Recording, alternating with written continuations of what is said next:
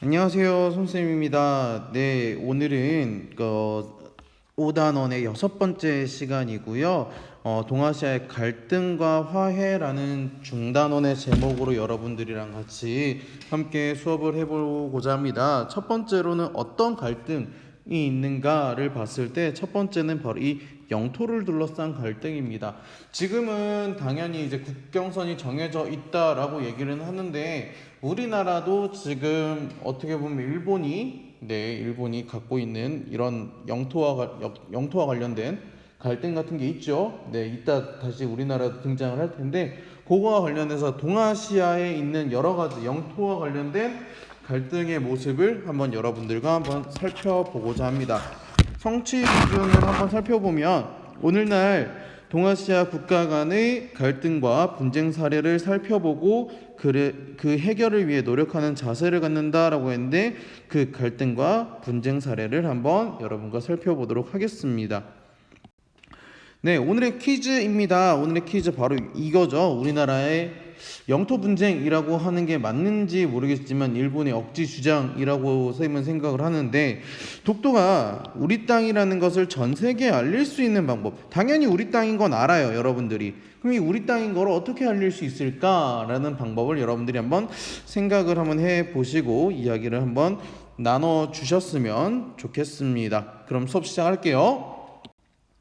네, 동아시아 영토 분쟁 첫 번째는 바로 이 쿠릴 열도입니다. 위치로 보면 여기에 있어요. 그래서 관련되어 있는 나라가 바로 이 러시아와 일본이 되겠습니다. 그래서 러시아와 일본 간의 분쟁이 되겠고요.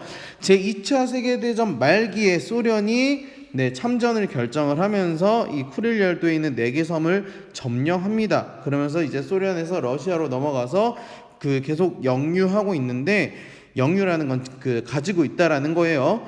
그런데 일본이 이 4개 섬에 대한 반환을 요구하는 거죠. 여기에 있는 요 사진들 보시면 되겠고 위치상으로도 조금 확대해서 본다면 러시아 그리고 일본과 이렇게 밀접하게 연결이 되어 있다. 어떻게 보면은 지도상으로 보면은 여기 지역이니까 일본이랑 좀 더 가까워 보이기는 하지만 어떻게 이들이 이야기를 하고 있는지도 여러분들 위치상으로는 한번 찾아보시면 좋을 것 같습니다. 넘어갈게요. 네, 두 번째는 센카쿠 열도입니다. 갸오위다오 분쟁이라고 하는데 중국과 일본, 왜 위치가 여기에 있어요? 보이세요? 네, 위치가 여기에 있는데 바로 일본과 그다음에 중국이 영유하고 있습니다. 일본이 이렇게 먼데 이렇게 영유를 이야기하는 건 이 근처에 바로 오키나와가 있죠. 오키나와가 근처에 있기 때문에 그렇습니다.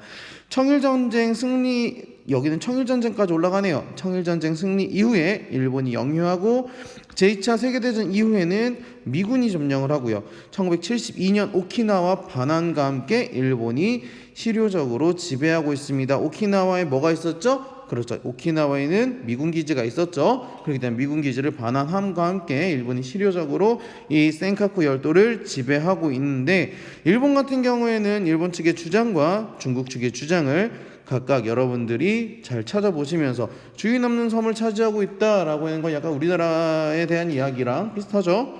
네, 우리나라에 어떤 섬이 있었죠. 네, 그 이야기와 비슷합니다. 최근에는 일본 오래전부터 우리 땅이라고 주장을 하네요. 하지만 중국에서는 명나라 청나라 때 영토를 일본이 강제로 빼앗은 것이라고 이야기를 합니다. 여기 보시면 지도 보이시죠? 요 지역 센카쿠 열도 여러분들이 한번 살펴보시면 좋을 것 같습니다. 넘어갈게요. 네, 세 번째는 시사군도라고 이야기를 합니다. 파라셀 제도인데요. 베트남과 중국과 관련된 거. 오, 섬 되게 예쁘죠? 맞습니다. 이게 베트남 전쟁 중에 중국이 무력으로 점령한 곳인데요.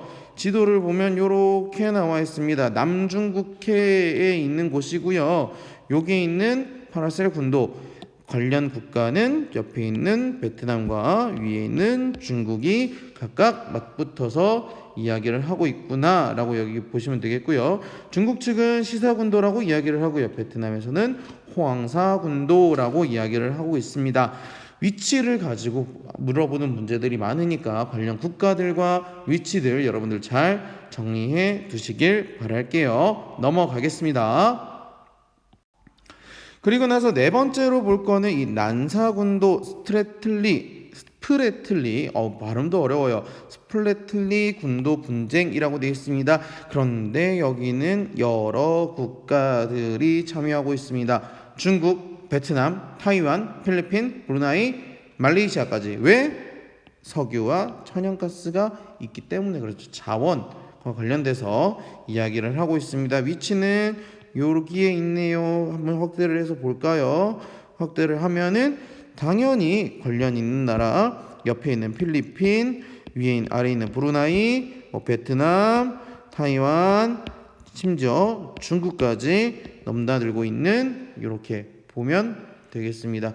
난사군도, 스프레틀리 군도 또는 정사군도, 카라얀 군도라고도 이야기를 하네요. 사진으로 보면은 이렇게 되어 있는 섬이라고 볼 수 있겠습니다. 넘어갈게요.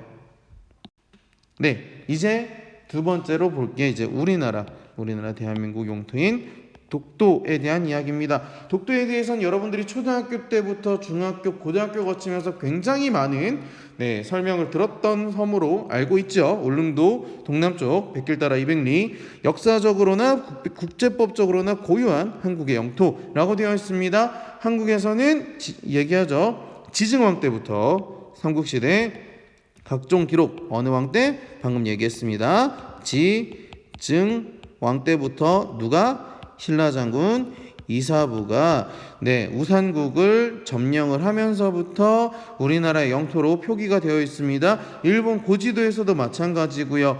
그러면서 공문서화 시켰던 게 바로 대한제국 칙령 제41호, 일본 정부에서도 태정관 문서, 그리고 해방되고 나서 연합국 최고사령관 각서 등등을 통해서도 확인하고 있습니다. 요게 바로 이 사료가 바로 대한제국 칙령 제41조라고 여러분들이 보시면 되겠고요. 하지만 일본은 주장을 하죠. 바로 무주지 섬전론. 주인이 없는 땅에 우리가 선점을 했다. 방금 아까 얘기했던 것처럼 그 센카쿠 열도의 주장이랑 비슷하죠. 그리고 나서 러일 전쟁 중에 시마네 연구시로 일본이 확보하였다라고 주장하고 있습니다. 맞아요?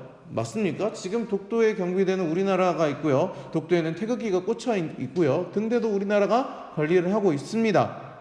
일본이 이렇게 분쟁을 하는 이유, 그렇죠. 여러분들이 통합사회 시간에도 배웠겠지만, 그리고 여러 가지 사회 시간에 배웠겠지만, 천연가스가 매장되어 있다는 얘기를 듣고 점점 분쟁 지역화를 하고 있다는 게 일본의 속셈이라고 보시면 될 것 같습니다.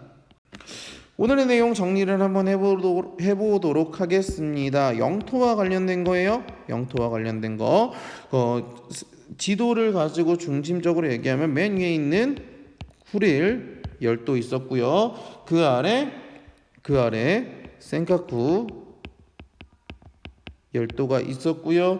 그 다음에 남중국해 쪽에 파라셀 군도 있었고, 그 다음에 맨 아래쪽에 이쪽 남쪽에 스프레틀리 군도가 있었습니다. 기억하시죠? 각각의 결정되는 나라, 러시아, 일본 또는 일본, 그리고 중국 또는 중국, 베트남, 또 베트남, 중국, 브루나이, 필리핀 등등. 지금 화살표로 얘기했지만 화살표를 봐서도 여러분들이 다 정리를 하고 알고 있으셔야 합니다. 어떤 나라들과 관련이 있는지 요렇게 있고, 요렇게 있고, 그다음 요렇게 있고, 요렇게 있고, 요렇게 있고, 요렇게 있는 정도. 그림을 그리니까 좀 더 이상해졌네요. 각각의 국가들 이름 여러분들이 잘 기억을 해 주시면 좋겠고, 마지막으로 가장 중요한 거, 그렇죠? 독도에 대해서는 우리나라 국민이니까 여러분들이 이 정도는 잘 알고 있으셔야겠지요. 각각 영토와 관련된 분쟁 사례라고 이야기를 하는데, 그 영토를 어떻게 하면 현명하게 처리할 수 있을지 여러분들의 고민과 관심이 필요할 것이라고 생각이 되네요. 오늘 수업 여기까지 하고요. 다음 시간에 이제 5단원의 마지막 마지막 역사 왜곡 또는 역사 갈등, 역사적 갈등에 대한 이야기하고 5단원을 마무리하도록 하겠습니다. 고생 많았습니다.